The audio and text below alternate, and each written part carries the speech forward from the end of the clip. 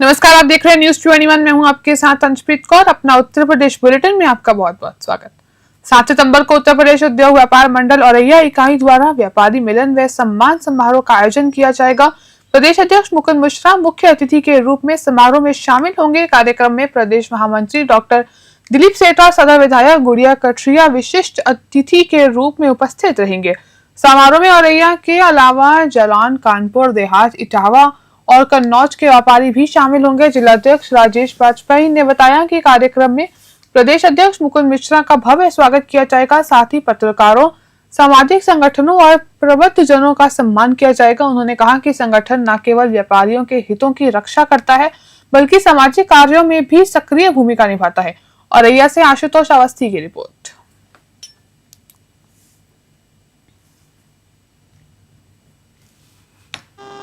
7 सितंबर दिन रविवार को उत्तर प्रदेश उद्योग व्यापार मंडल मिश्रा गुरुद्वारा व्यापारी मिलन एवं सम्मान समारोह का आयोजन विशाखापट्टनम में किया गया है, जिसमें मुख्य अतिथि हम लोगों के व्यापारियों के मसीहा प्रदेश अध्यक्ष माननीय मुकुंद मिश्रा जी मुख्य अतिथि होंगे। विशिष्ट अतिथि के रूप में प्रदेश के महामंत्री डॉक्टर दिलीप सेठ जी और विशिष्ट अतिथि के रूप में लोकप्रिय विधायिका गुड़िया कटेरिया भी उपस्थित होंगी। जिले में आयोजित होने वाली पीईटी परीक्षा को निष्पक्ष, पारदर्शी और नकलविहीन ढंग से संपन्न कराने के लिए प्रशासन पूरी तरह सतर्क है। इसी कड़ी में एडिशनल एसपी अतुल कुमार श्रीवास्तव ने शनिवार को विभिन्न परीक्षा केंद्रों का निरीक्षण किया। निरीक्षण के दौरान उन्होंने परीक्षा ड्यूटी में तैनात कर्मियों की ड्यूटी चेक की और आवश्यक दिशा निर्देश भी दिए। उन्होंने स्पष्ट कहा कि परीक्षा में किसी भी प्रकार की लापरवाही बर्दाश्त नहीं की जाएगी। अधिकारी ने सभी केंद्रों पर सुरक्षित व्यवस्था और प्रशासनिक तैयारियों को मजबूत बनाए रखने पर जोर दिया। रामपुर से शहबाज खान की रिपोर्ट।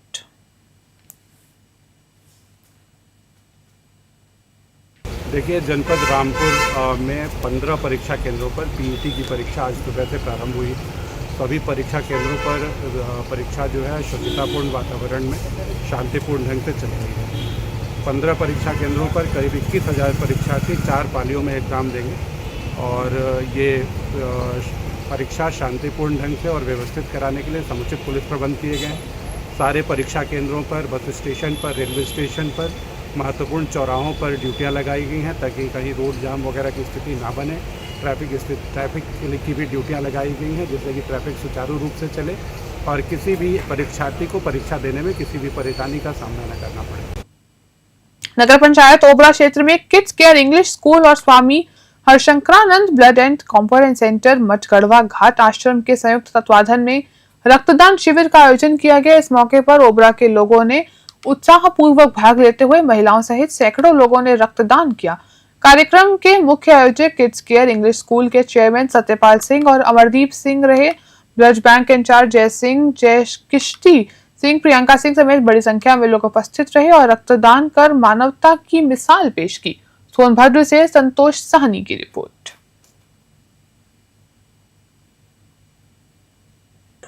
नमस्कार, मैं Amardeep Singh, director kids care English school. आज हम लोग ने और इनर व्हील क्लब के साथ मिलकर स्वामी हरशंकरानंद ब्लड और कंपोनेंट सेंटर, इनके साथ हम लोग ने ब्लड डोनेशन कैंप का ऑर्गेनाइज करवाया है और आज की डेट में बहुत ही सक्सेसफुल तरीके से ये ऑर्गेनाइज किया गया है। हम लोग ने लगभग 103 यूनिट ब्लड कलेक्ट किया है और मैं स्पेशली थैंक्स करना चाहूँगा स्वामी हरशंकरानंद जी ब्लड एंड कंपोनेंट सेंटर का, जिनकी वजह से ये चीज़ पॉसिबल है। नमस्कार, मैं अमरदीप। इस्लाम धर्म के पैगंबर हजरत मोहम्मद साहब के जन्मदिवस के मौके पर टांडा नगर के मदरसा कंजुल उमरूम में एक भव्य रक्तदान शिविर आयोजित किया गया। समाजसेवी बरकत अली और प्रबंधक तुफैल अख्तर की पहल पर हुए इस शिविर में दर्जनों लोगों ने रक्तदान कर जरूरतमंदों की जिंदगी बचाने का संकल्प लिया। इस अवसर पर रक्तदान मोहम्मद एहसन ने कहा कि हजरत मोहम्मद साहब ने हमेशा मानवता का संदेश दिया है और लोगों की मदद को सबसे बड़ा पुण्य कार्य बताया है। रक्तदान से किसी की जान बचाना इसी संदेश का पालन है। कार्यक्रम में शामिल लोगों ने इसे मोहम्मद साहब की शिक्षाओं को आत्मसात करने का अवसर बताया। अम्बेडकर नगर से मिन्नातुल्लाह की रिपोर्ट।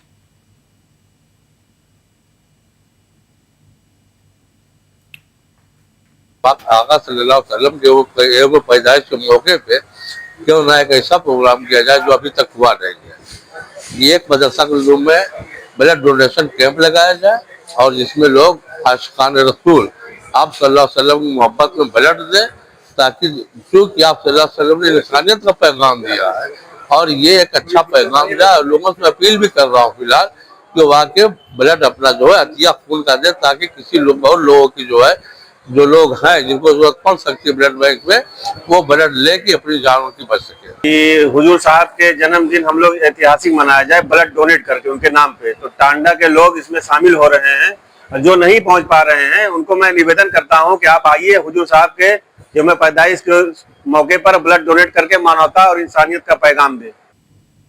बलिया विधायक केतकी सिंह के विवादित बयान पर एक बार फिर सियासी हलचल तेज हो गई है। प्रेस वार्ता में समाजवादी पार्टी के राष्ट्रीय अध्यक्ष अखिलेश यादव ने तीखा पलटवार करते हुए कहा, ना भूला है, ना भूलेंगे और ना ही भूलने देंगे। इस कड़ी में पीडीए जन पंचायत का गांव-गांव आयोजन, साइकिल जन जागरण यात्रा, पंचायत और एसएलसी चुनाव की राजनीति पर समाजवादी पार्टी पूरी तरह सक्रिय है। इस मुद्दे पर हमारे संवाददाता एसएन यादव ने सपा जिला अध्यक्ष देवी प्रसाद चौधरी से खास बातचीत की। आइए आपको सुनाते हैं।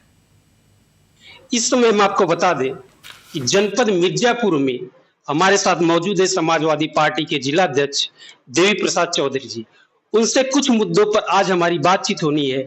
आइए हम उनसे बात करते हैं। वो अपनी बेबाकी से उत्तर देने के लिए बड़े ही प्रसिद्ध है। जी बहुत बहुत स्वागत है आपका चैनल में। धन्यवाद जी। सबसे पहले हमारा ये पहला एक प्रश्न है कि अखिलेश यादव ने जो ये पीडीए जन पंचायत निकाली है, तो 2027 में ये पीडीए जन पंचायत सरकार बनाने में कितना ये साबित होती है कि सही होगी और किस तरीके से पीडीए में जनता जुड़ रही है? जी, माननीय अखिलेश यादव जी ने जो पीडीए निकाला है और पीडीए के बल पर हिंदुस्तान की तीसरे नंबर की पार्टी अगर कोई है तो समाजवादी पार्टी है, जिसके 37 सांसद लोकसभा में है। इस प्रकार की बात का गवाह है 2027 आते आते आप देखिएगा ये लोग का कहीं पता लगे कहाँ सब गए कहाँ नहीं गए। ये लोग हमेशा केवल बीसी एससी विरोधी लोग हैं जो कुर्सी बैठे हैं।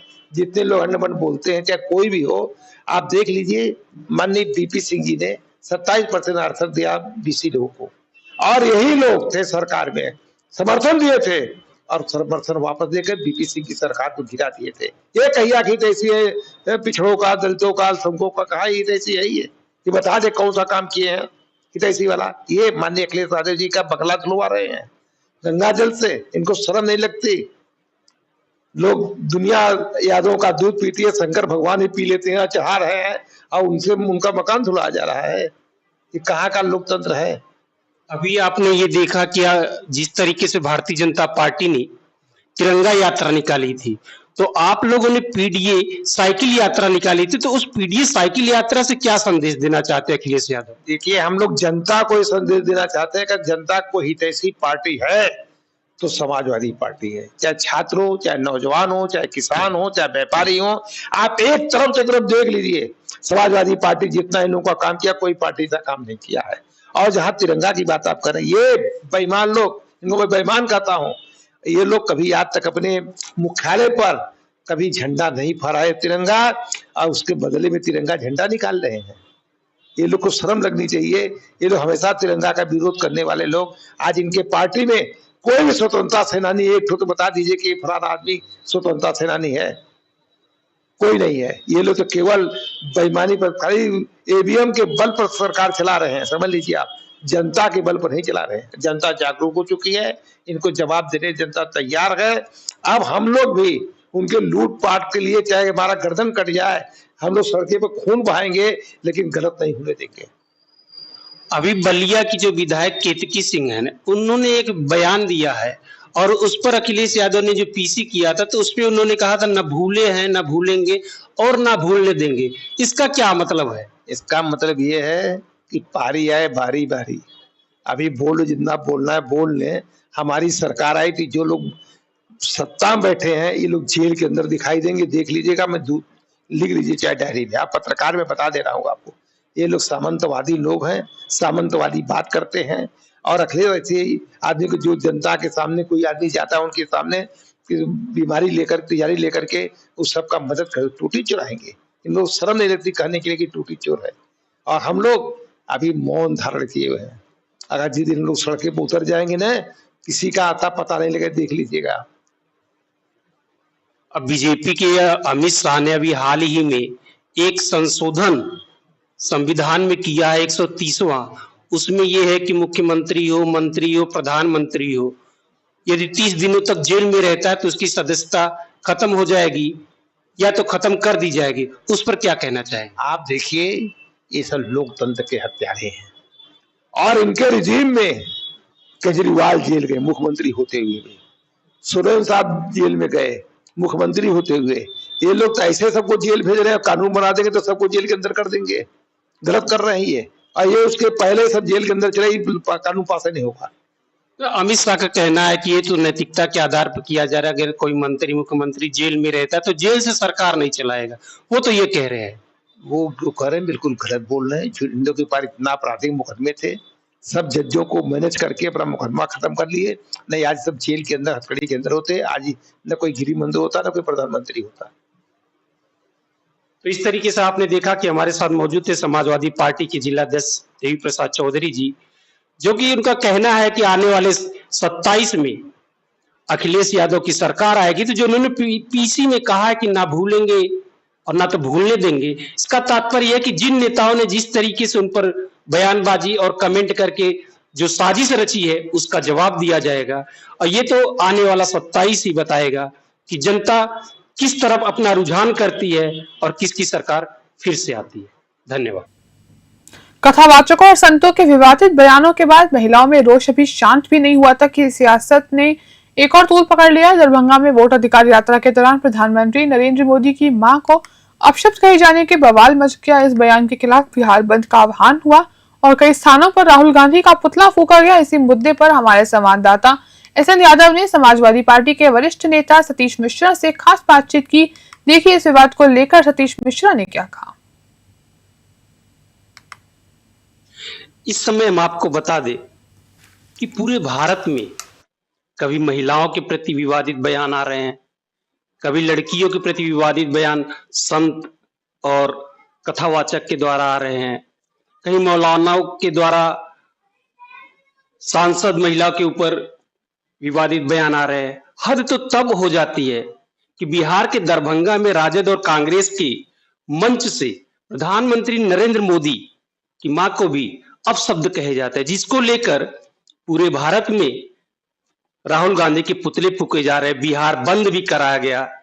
आइए इन सभी चीजों को लेकर हमारे साथ मौजूद है समाजवादी पार्टी के वरिष्ठ नेता और नगर पालिका परिषद के पूर्व प्रत्याशी सतीश मिश्रा जी। उनसे बात करते हैं कि यह जो प्रधानमंत्री की मां को लेकर जो अपशब्द कहा गया, इसको वो किस तरीके से देख रहे हैं, और जो राहुल गांधी का पुतला जलाया जा रहा है, बिहार बंद किया जा रहा है, तमाम ऐसी बातें हैं, उन पर उनकी क्या प्रतिक्रिया है। जी बहुत बहुत स्वागत है आपका चैनल पे।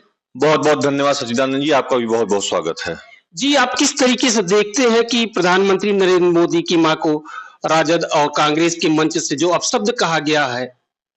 जी प्रधानमंत्री मोदी जी की ही मां को नहीं, किसी की भी मां को, किसी भी महिला को, किसी भी बहन को, किसी भी बेटी को, इस देश की किसी भी नारी को अगर गालियां दी जा रही हैं तो बेहद निंदनीय है। और गाली देने के वाले के ऊपर सख्त से सख्त एक ऐसी मिसाल बने, एक ऐसा उसके ऊपर कानूनी कार्रवाई हो कि भविष्य में कोई हिम्मत न जुटा पाए। वो कोई भी हो, देने वाला भी कोई हो, और किसी की भी बहन बेटी मां को गाली दी जाए तो उसके ऊपर ऐसी कार्रवाई सुनिश्चित हो, ऐसी कार्रवाई सुनिश्चित हो कि एक मिसाल बने, भविष्य में कोई हिम्मत न जुटा पाए किसी महिला को गाली देने के लिए। लेकिन इसके साथ ही साथ जो इसका राजनीतिकरण हो रहा है, ये बंद होना चाहिए। इसको राजनीतिकरण नहीं करना चाहिए। देने वाला कौन था? ठीक है, मैं मानता हूं कि वो कांग्रेस और आरजेडी का मंच था, लेकिन क्या उसमें कांग्रेस और आरजेडी के नेता राहुल गांधी और तेजस्वी यादव मौजूद थे? उनकी क्या गलती है? ये तो सरफिरा भाजपा ही था। ये भाजपा के नेताओं के साथ इसके तमाम फोटो वायरल हो रहे हैं। लेकिन सतीश जी, मंच तो आरजेडी और कांग्रेस का ही था। जी देखिए, आप भी पत्रकारिता से जुड़े हैं और मैं राजनीति से जुड़ा हूं। हम लोगों के मंच लगते हैं, नुक्कड़ सभाएं चुनावों में होती है। नुक्कड़ सभाएं चुनाव करने के बाद अगर हम लोग किसी दूसरी सभा में चले जाते हैं, किसी दूसरे मंच पे चले जाते हैं, उसके बाद मंच हटने में समय लगता है और उसके बीच अगर कोई व्यक्ति जाकर वहां कुछ अपशब्द कह ले तो उसमें मेरी गलती है। कहने वाला कौन है? कहने वाला तो भाजपा का नेता है। भाजपा के तमाम नेताओं के साथ उसके फोटो वायरल हो रहे हैं। ये तो जांच का विषय है कि कहीं ऐसा तो नहीं कि जानबूझकर ऐसा कराया गया और राजनीतिक माहौल गर्म करने के लिए, इसको राजनीतिकरण करने के लिए। उसके एक भी कांग्रेस के नेताओं, बड़े नेताओं के साथ उसके फोटो वायरल नहीं है, फोटो नहीं दिख रहे हैं। वो कांग्रेस का सदस्य है कि आरजेडी का सदस्य, प्रस्तुत तो करे। वहां तो इनकी सरकार है, केंद्र में भी इनकी सरकार है और बिहार में भी इनकी सरकार है। तो अगर बिहार आपको बंद कराना था तो सीधे सीधे आपकी सरकार थी, सारे ऑफिस बंद करा देते, सारे स्कूल बंद करा देते। क्या जरूरत है? आप एक तरफ स्कूल खुला रख रहे हैं, दूसरी तरफ बच्चों के स्कूली बसों को रोक रहे हैं आपके कार्यकर्ता, उन्हें जाने नहीं दे रहे हैं, घंटों घंटों उनको रोका जा रहा है। अब जरा सोच कर देखिए कि बच्चे जो घर से बिना खाए पिए निकले होंगे, या हो सकता है निकले होंगे खा पी के, लेकिन जब वो स्कूल से लौट रहे हैं, स्कूल से लौटने में बच्चों को लगता है कितनी जल्दी वो घर पहुंच जाए। 2-2 घंटे आप उनको जाम में फंसाएं, गर्भवती महिलाओं को एम्बुलेंस में जाम में आप फंसा के रखे हैं। और फिर प्रधानमंत्री को अगर गालियां पड़ी तो प्रधानमंत्री तो पूरे देश के हैं ना, पूरा देश बंद होना चाहिए था। या फिर प्रधानमंत्री गुजरात के हैं, उनकी मां भी गुजरात की थी, तो गुजरात बंद होना चाहिए था। न तो गुजरात बंद है और न ही ये देश बंद है। बिहार सिर्फ क्यों बंद है? क्योंकि बिहार में चुनाव है। तो जहां जहां चुनाव है उस मुद्दे को आप राजनीतिकरण कर रहे हैं, तो उसका राजनीतिकरण बंद होना चाहिए। और ये राजनीति में मां बहन बेटियों को अपशब्दों का बोलना जो है वो तो एक परंपरा बन गई। और ये परंपरा किसने चालू किया ये आपसे बताने की जरूरत नहीं है। जर्सी गाय, 50 करोड़ की गर्लफ्रेंड, बार बाला, एक सम्मानित पार्टी की सम्मानित राष्ट्रीय अध्यक्ष को बार बाला, वो भी तो किसी की मां है, किसी की बेटी है, किसी की बहू है, उनको आप बार बाला उनके आपके पार्टी के कार्यकर्ता बोलते हैं। अभी कुछ दिन पहले डिबेट चैनल में, एक सम्मानित डिबेट चैनल के डिबेट में इनके एक राष्ट्रीय प्रवक्ता ने, वो क्या नाम है उसका, प्रेम शंकर शुक्ला, उसको आप राष्ट्रीय प्रवक्ता बनाए हैं। वो गली गुच्चों जैसी बातें करता है और on channel, on live debate में उसने दूसरे प्रवक्ता को मां बहन की भद्दी भद्दी गालियां दी। आपने उसके ऊपर कोई कार्रवाई किया? आपके कहने का क्या तात्पर्य कि यदि वो देते हैं तो हम भी उनकी मां को गाली देंगे? हमने कहां दिया भाई साहब, हमने कहां दिया? नहीं, हमने कहने का मतलब अगर वो ऐसा करते हैं तो विपक्ष को भी क्या ऐसा करना चाहिए? विपक्ष ने किया ही नहीं। ये तो सत्ता पक्ष के ही लोग किए जा रहे हैं। सत्ता पक्ष के लोग अपने मंचों पे तो करते ही थे, अब जाके विपक्ष के मंचों पर भी कर रहे हैं। भाई वो भाजपा का पट्टा पहने हुए बड़े बड़े नेताओं के साथ उसके फोटो वायरल हो रहे हैं। आज तक उसकी एक फोटो तेजस्वी यादव के साथ दिखा दीजिए, राहुल गांधी के साथ दिखा दीजिए, लेकिन भाजपा के राष्ट्रीय अध्यक्ष और तमाम वहां के बिहार के बड़े बड़े नेताओं के साथ उसके फोटो वायरल हो रहे हैं। आपके मिर्जापुर में भी राहुल गांधी के पुतला फूके गए। तो देखिए, पुतला अब इनकी सरकार है। अभी हम लोग जब पुतला फूकते हैं तो रासुका तक लग जा रहा है। तमाम मुकदमे मैं खुद झेल रहा हूं, हम लोगों के ऊपर मुकदमे चल रहे हैं, लेकिन वही विपक्ष के नेताओं का पुतला फूका जाता है तो इनको बड़ा मजा आता है। तो इनकी सरकार है, तानाशाही सरकार। चलिए, जितना तानाशाही दिखाना चाहे दिखा ले। अब तो जनता इनके तानाशाही का जवाब दे रही ना। अब आप देख रहे हैं बिहार में किस तरीके से दौड़ा दौड़ा कर नेताओं को पीटा जा रहा है वहां पर। अब तो इनको जनता जवाब दे रही है, इनकी तानाशाही का जवाब अब जनता दे रही है। देखिए बिहार में किस तरीके से इनके नेताओं को दौड़ा दौड़ा कर पीटा जा रहा है। अब यही हाल पूरे देश में होने वाला है, क्योंकि जनता इनकी जो धर्म की, जाति की और जो गंदी राजनीति है, आप किसी भी मुद्दे को राजनीतिकरण कर रहे हैं। आप खुद क्या कर रही है आपको अंदाजा नहीं है। आप कांग्रेस की विधवा बोल रहे थे भी कुछ दिन पहले, हमारे ही देश के एक हिस्सा मणिपुर है, वहां की बहन बेटियों को नंगा करके दौड़ा दौड़ा कर मारा जा रहा है, गोलियों से भून दिया जा रहा है सरेआम। क्या कर रही है आपकी केंद्र की सरकार? क्या कर रहे हैं अमित शाह, जो बहुत अपने आप को सरदार पटेल जी का दूसरा रूप मानते हैं? वो क्या कर रहे हैं? वहां बहन बेटियों को गाली दी गई तो आपको कोई फर्क नहीं पड़ा, लेकिन प्रधानमंत्री मोदी जी की मां को गाली दिया गया तो आपको बिहार बंद करना था। अरे बिहार क्यों, पूरा देश बंद होना चाहिए। कुल मिलाकर ये कार्रवाई होनी चाहिए। ये बताइएगा कि जिस तरीके से ये महिलाओं के प्रति और यहां तक कि आज देखा गया कि प्रधानमंत्री की मां के प्रति भी अपशब्द कहे गए, आप इस बात का क्या समर्थन करते या विरोध करते या निंदा करते, क्या आपकी राय है? घोर भर्त्सना करता हूं, घोर, जितनी कड़ी से कड़ी निंदा की जाए, लेकिन इसलिए निंदा नहीं करता हूं कि प्रधानमंत्री मोदी जी की मां है। वो किसी की मां हो, एक सामान्य व्यक्ति की मां हो, किसी की बहन हो, किसी की बेटी हो, किसी की मां हो, अगर कोई गाली दे रहा है, कोई इस देश की नारी अस्मिता के खिलाफ अगर बोल रहा है, तो उसके खिलाफ कड़ी से कड़ी कार्रवाई होनी चाहिए, उसकी निंदा होनी चाहिए। कहीं से भी ये सही ठहराने योग्य नहीं है, और कड़ी से कड़ी कार्रवाई हो उस व्यक्ति के खिलाफ। जैसा कि आपने कहा कि ये राजनीति से प्रेरित है, तो किस तरीके से आप ये कह रहे कि ये राजनीति से प्रेरित है? क्या सिर्फ बिहार में, तो सिर्फ चुनाव तो बिहार में होना चाहिए, ये फिर आपके उत्तर प्रदेश में, आपके भी जिले में और प्रदेशों में ये क्यों हो रहा? यही तो मैं पूछ रहा हूं कि सिर्फ बिहार क्यों बंद? मोदी जी तो पूरे देश के प्रधानमंत्री हैं, बंद करना था तो पूरा देश बंद होना चाहिए था। मोदी जी रहने वाले गुजरात के हैं, माता जी रहने वाली गुजरात की थी, गुजरात बंद होना चाहिए था।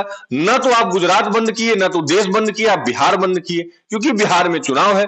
इसको आप चुनावी मुद्दा क्यों बना रहे हैं?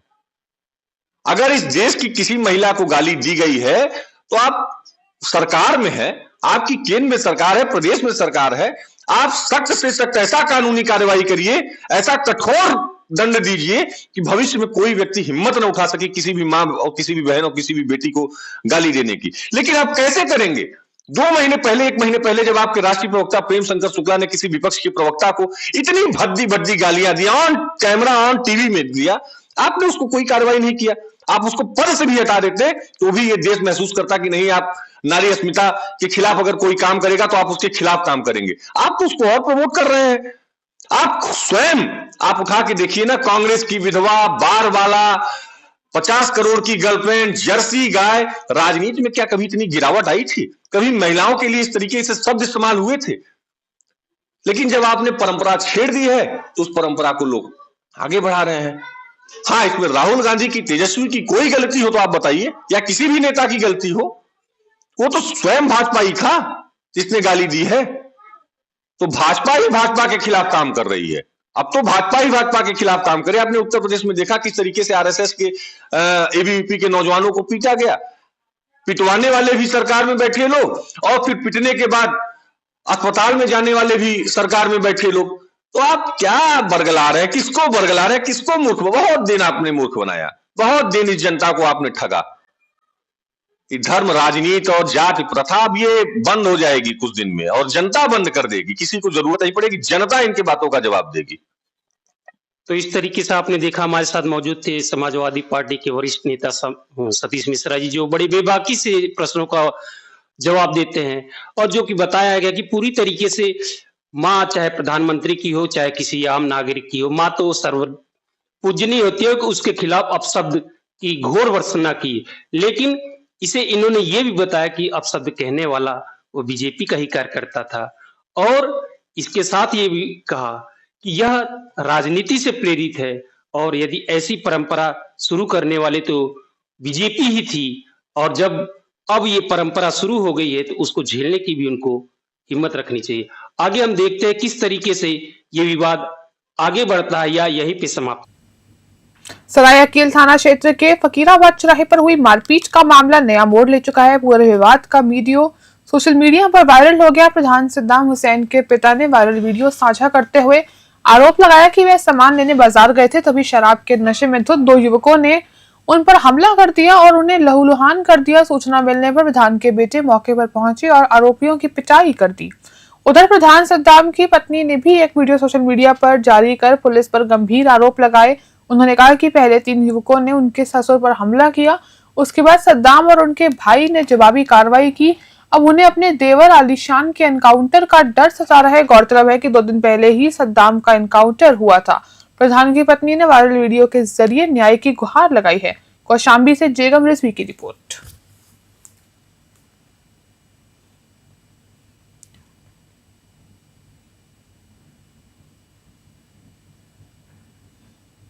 समाजवादी पार्टी के राष्ट्रीय अध्यक्ष अखिलेश यादव के निर्देश पर शनिवार को लालगंज से तहसील मुख्यालय तक विशाल धरना प्रदर्शन निकाला गया, जिसमें हजारों कार्यकर्ता और आम नागरिक शामिल हुए। धरने को संबोधित करते हुए सपा विधायक राहुल लोधी ने कहा कि अधिकांश सहकारी समितियों में किसानों को यूरिया खाद उपलब्ध नहीं है, जिससे उनकी जीविका संकट में पड़ गई है।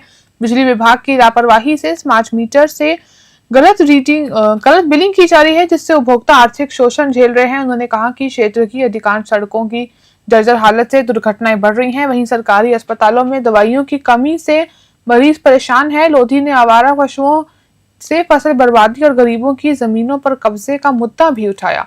रायबरेली से पंकज यादव की रिपोर्ट। लालगंज में समाजवादी पार्टी का धरना प्रदर्शन है, क्या वजह है कि जो आप लोगों ने देखिए आज रायबरेली आदरणीय जिला अध्यक्ष वीरेंद्र यादव जी और सरेनी के विधायक आदरणीय देवेंद्र प्रताप सिंह जी के सुपुत्र बाबा राजा जी के नेतृत्व में और हमारी विधानसभा के सम्मानित सभी कार्यकर्तागण, आम जनमानस, माताएं, बहनें, आज आप देख रहे हो पूरे प्रदेश में त्राहिमाम मचा हुआ है। भ्रष्टाचार को लेकर के, खाद को लेकर के, यूरिया को लेकर के, आपको बिजली संकट को लेकर के, झूठे मुकदमों को लेकर के, और जो प्रताड़ित किया जा रहा है प्रशासन द्वारा, सरकार द्वारा, जिसमें कोई भी समाज सुरक्षित नहीं है। चाहे हम अपने समाज की बात नहीं करते, बड़े वर्ग, सवर्ण वर्गों को भी प्रताड़ित करने का काम किया जा रहा है। हम बात करेंगे अपने रायबरेली जनपद की। हम जिस जनपद में आते हैं, यहाँ के बहुत बड़े बाहुबली लोग हैं जो हर प्रकार से ताकतवर में हैं, हर चीज़ में ताकतवर है और किसी भी तरीके से अपने आगे किसी को देखना नहीं चाहते। हमारी विधानसभा हरचंदपुर में रहमा फीडर, खीरो पावर हाउस, आपका सिमरी पावर हाउस, आपका नंदा खेड़ा, तमाम बिजली की ऐसी समस्याएं चल रही हैं। पुरई पावर हाउस, जिसमें लगातार बिजली की समस्या बनी हुई है। हम लोग दिन रात मेहनत करते हैं, कार्यकर्ता जाते हैं, रात में अधिकारी बात करने, अधिकारी फ़ोन तक नहीं उठाते हैं, और जब जाते हैं तो प्रशासन पहुंच जाता है, उन्हीं कार्यकर्ताओं को रातों रात उठा करके जेल में बंद कर देते हैं। ये कहाँ का न्याय है? हम अगर अपनी बात नहीं करेंगे, हमारे खुद अधिकारी फ़ोन नहीं उठाते, तो कहाँ से हम अपनी बात, हम लगातार विधानसभा में उठाने का काम, प्रश्न उठाने का काम करते हैं। लगातार यहाँ की ज़मीनें जो खुलेआम कब्जा हो रही हैं, कोई बोलने वाला नहीं है। लगातार यहाँ ज़मीनों पे बड़े लोग कब्जा करने का काम करते हैं कि आगे देख सकें, उनके आगे। आज आप देख रहे होंगे, सुनते होंगे कि जगह जगह पहुँच जाओ तो तुरंत ही काम शुरू हो जाता। नगर पालिका रॉबर्ट्सगंज के वार्ड नंबर 22 उमरौरा में बन रही नाली को लेकर वार्डवासियों ने शनिवार को संत कीनाराम महाविद्यालय रोड पर जमकर नारेबाजी कर विरोध जताया। लोगों का आरोप है कि नाली निर्माण में खुलेआम अनियमितताएं की जा रही हैं। वार्ड के सभासद मुकेश कुमार सिंह ने बताया कि नाली की चौड़ाई बेहद पतली रखी जा रही है, जिससे बारिश के समय जल निकासी नहीं हो पाएगी और जल भराव की समस्या बढ़ेगी। सभासद का कहना है कि उन्होंने कई बार नगरपालिका बोर्ड की बैठक में नाली की चौड़ाई बढ़ाने की मांग उठाई, लेकिन नपाध्यक्ष और अधिशासी अधिकारी ने लगातार अनदेखी की है। नाली निर्माण को लेकर वार्डवासियों में गहरा आक्रोश देखने को मिला और उन्होंने साफ चेतावनी दी कि अगर समय रहते उनकी मांगों पर गौर नहीं किया गया तो आंदोलन और भी तेज किया जाएगा। सोनभद्र से संतोष साहनी की रिपोर्ट। क्या मामला यह है सर कि हमारे यहाँ PWD द्वारा नाली बनाई जा रही है और वो इतनी घटिया नाली बनाई जा रही है, इतनी घटिया नाली बना रहे हैं कि उस गांव का, हमारे वार्ड का एक भी पानी नहीं निकल पाएगा। उस नाली की गहराई, इनकी गहराई 1 से सवा फीट के अंदर है, जबकि हमारे जो बिहार बस्ती की नाली है और जो हमारे हरिजन बस्ती की नाली है, जो उधर 3-4 गलियों की जो नालियाँ पानी है, वो पानी इस नाली में नहीं आ पाएगा। सारा पानी हमारे गांव की सारी, इस समय भी आप हमारे बिहार बस्ती में देखेंगे तो भी पूरा पानी से डूबा हुआ है। इधर हरिजन बस्ती, इधर पीछे भी पानी से डूबा है, उस तरफ भी पानी से डूबा हुआ है। सारी समस्या हो गई और नाली के नाम पर महज कोरम पूर्ति कर रहे हैं। एक खूब पहले की बोल्डर की दीवार बनी हुई है और उसी के बगल में एक छोटी सी नाली ये लोग बना रहे हैं, एक दीवार केवल बना रहे हैं, जबकि यहाँ गहरी नाली होनी चाहिए, कम से कम कमर भर उसकी गहराई होनी चाहिए, तभी हमारे गांव का पानी निकलेगा। और जो पानी हम लोग काट पीट के किसी तरीके से गांव का निकाल रहे थे वो भी बंद कर दे रहे हैं। इनकी वजह से हमारे यहाँ समस्या घटने वाली नहीं है, बल्कि समस्या ये लोग और पैदा करेंगे। और हमारे उर्मौरा का ही पानी जाके मिर्ती में उतना जाम करता है, और ये छोटी नाली हो जाएगी तो और पानी नहीं जाएगा, सब पानी वहीं मिर्ती पहुँचेगा। इस समस्या हम लोग मांग कर रहे हैं, जिला प्रशासन से मांग कर रहे हैं, यहाँ के जनप्रतिनिधियों से मांग कर रहे हैं कि इस नाली का गहरीकरण हो, इसको नाले का निर्माण किया जाए, ना कि नाली का निर्माण किया जाए। ये सिर्फ नाली बन रही है। जयदीपुर में चंद्रशेखर उर्फ राहुल की मौत के बाद सभा प्रतिनिधि मंडल ने परिजनों से मुलाकात कर संवेदना जताई और न्याय दिलाने का आश्वासन दिया। कुछ दिन पहले राहुल शाम को अपने खेत पर फसल देखने गए थे, लेकिन देर रात तक घर नहीं लौटे। जब परिजन खेत पर पहुंचे तो वह मृत अवस्था में मिला। गांव के कुछ लोगों ने दावा किया कि उन्होंने राहुल को गांव के ही कुछ लोगों के साथ खेत के पास देखा था। परिजनों की सूचना पर पुलिस व फॉरेंसिक टीम मौके पर पहुंची और शव को पोस्टमार्टम के लिए भेज दिया। एफआईआर दर्ज होने पर 2 लोगों को गिरफ्तार किया गया, जबकि अन्य आरोपियों की तलाश जारी है।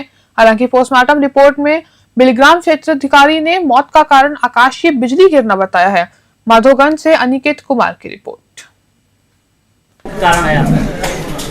दरअसल इसी गांव में हम लोग यहाँ बैठे हैं। नौजवान चंद्रशेखर उर्फ राहुल की हत्या कर दी गई और हत्या के बाद पीड़ित परिवार तड़पता रहा, गुहार लगाता रहा, लेकिन जिले के प्रशासन ने कहीं न कहीं किसी ताकतवर नेता के दबाव में लाश को दफना दिया।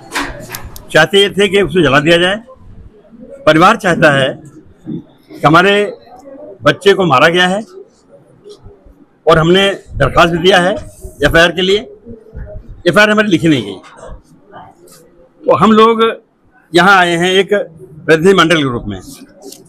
उसमें मैं भी हूँ, आर.के. चौधरी, मैं एमपी हूँ लखनऊ का। मनीष यलोना जी जो समाजवादी पार्टी प्रदेश के उपाध्यक्ष हैं, प्रदेश के उपाध्यक्ष हैं। मानी शकील नंदी जी, जिलाध्यक्ष शराफत अली, ब्रजेश वर्मा टिल्लू जी जो पूर्व प्रत्याशी रहे यहाँ के, नाजिम खान साहब, श्री वीरेंद्र यादव जी जिला पंचायत सदस्य, जितेंद्र वर्मा जीतू जी, मेराज जी, अनुराग यादव जी, नसीम अहमद जी, ये साथी सब आए हैं। माननीय श्री अखिलेश यादव जो उनके नेता हैं, राष्ट्रीय अध्यक्ष समाजवादी पार्टी, इन्होंने प्रतिनिधिमंडल बनाया है कि आप लोग जाइए, पीड़ित परिवार से मिलिए और जो साक्षी और लोग हों कुछ कहना चाहें उनको सुनिए, फिर दूध पानी कैसे किया जाए पार्टी करेगी। अपना उत्तर प्रदेश बुलेटिन में फिलहाल के लिए इतना ही। आप देखते रहिए न्यूज़ 21।